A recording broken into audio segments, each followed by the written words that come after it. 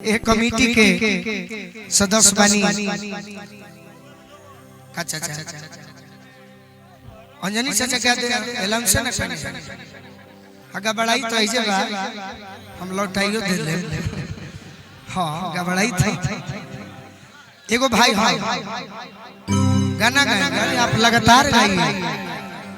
हम तो चाहते नहीं कि गावल लोग हम कितना गाएंगे 24 साल उम्र भइल बार पाक होई काहे नहीं खगावत लोग एगो गीत बाओ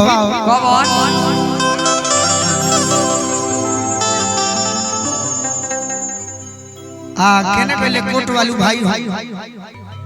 ना ना लइका केने चश्मा भैया बड़ा सुंदर हो लइका के धन्यवाद दिहल सही कि जोना गीत के आदेश देले बनी आए ना ना केसर के गंध लेके जय हो एकरा के लास्ट में गावल जाई भाई तोहरे के खोजत रहनी है कि आचर हो आचर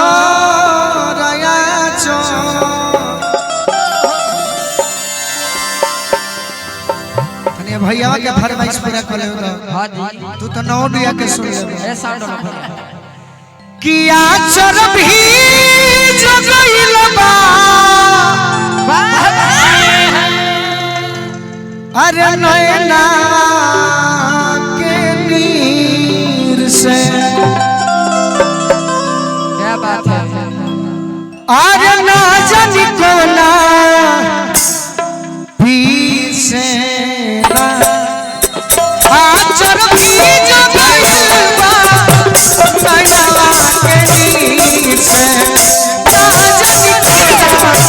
भी से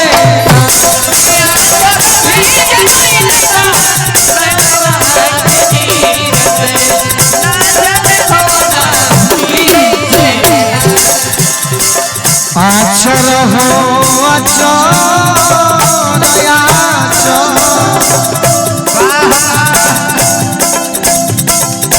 आचर भी जगइल बा नैनवा के नीर से ना जानी कोना भी से ना आचर भी जगइल बा नैनवा के नीर से ना जानी कोना परदेसी बालमा हो परदेश जानी जई हो जानी भुलई हो परदेसी बालमा परदेश जानी जई हो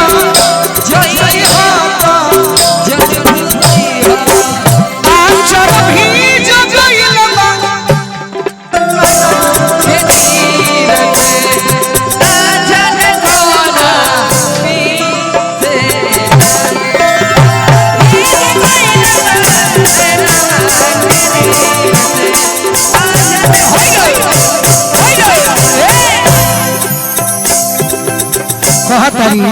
हमरो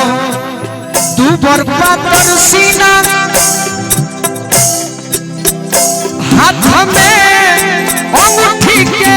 लगीना हमरो दूबर पातर सीना अंगूठी के लगीना हमरो दूबर पातर सीना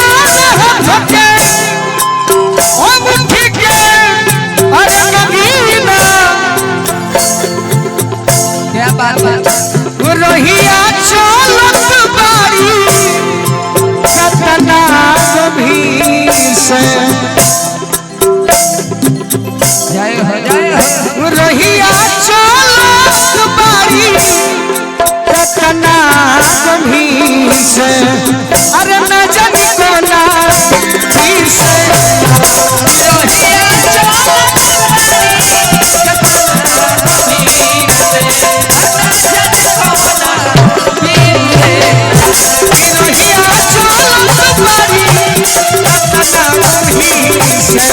ना जानी कोना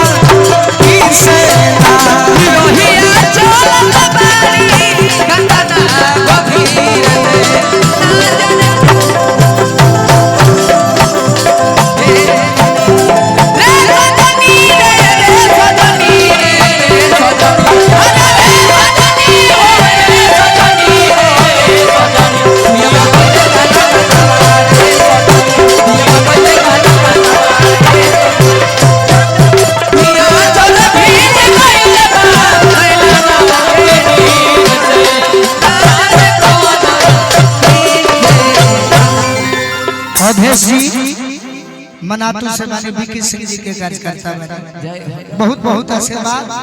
गीत लंबा बा हाँ जी। बाकी देखे के भाई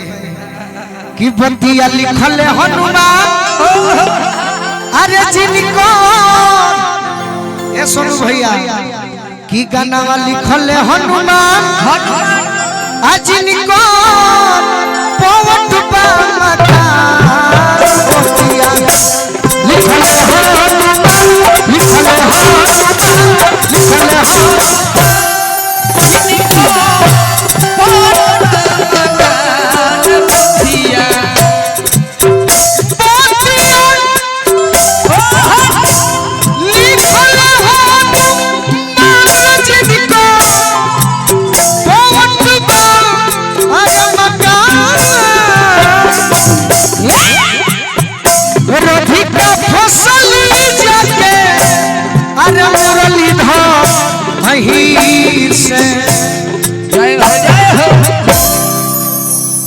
दो चार दिन और भेंट हो जाए तो पक्का कर दे सही